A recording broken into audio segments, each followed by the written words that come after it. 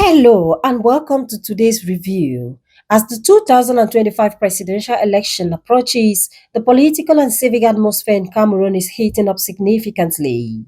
Several major publications today capture the fast evolving dynamics of electoral preparations, party realignments, civic engagements, and institutional strategies.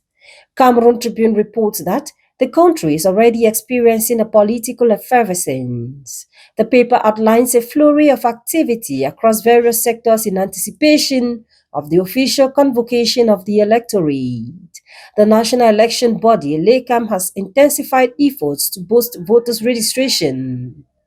Political parties are repositioning themselves strategically, while the civil society is rallying in record numbers, and media outlets are shifting into higher gear with early coverage and debate programming.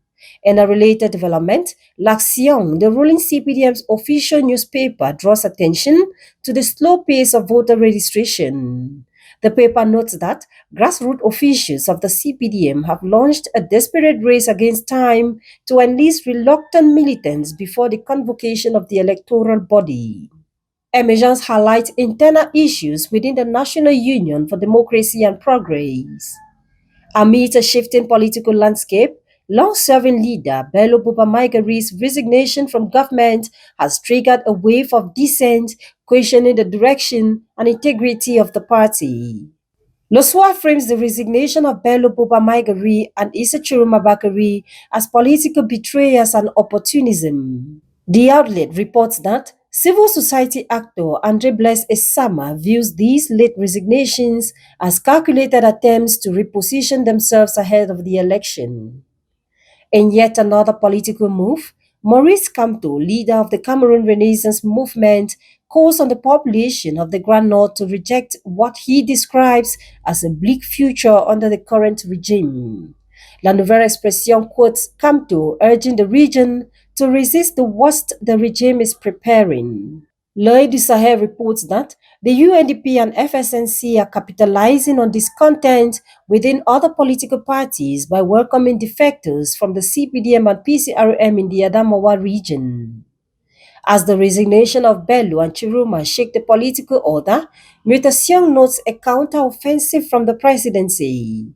The Secretary General of the Presidency, Ferdinand Gongo, is reportedly holding consultations with ministers and parliamentarians from all 10 regions, likely in a bid to reinforce party discipline and loyalty ahead of the electoral showdown. In Lametio, political activist Abubakar Usman May, brother of former Finance Minister Alamin Usman May, declares that the Grand North is ready to take back power. His rhetoric, described as threatening, suggests that tensions within the ruling establishment are becoming more pronounced.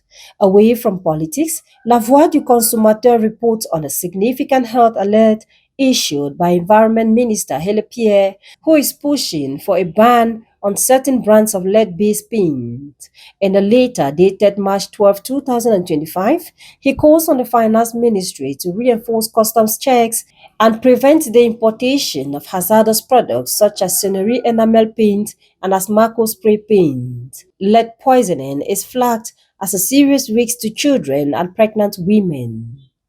Lastly, Realite Plus reports on a major ceremony in Yaoundé where nearly 200 officers received new recognitions.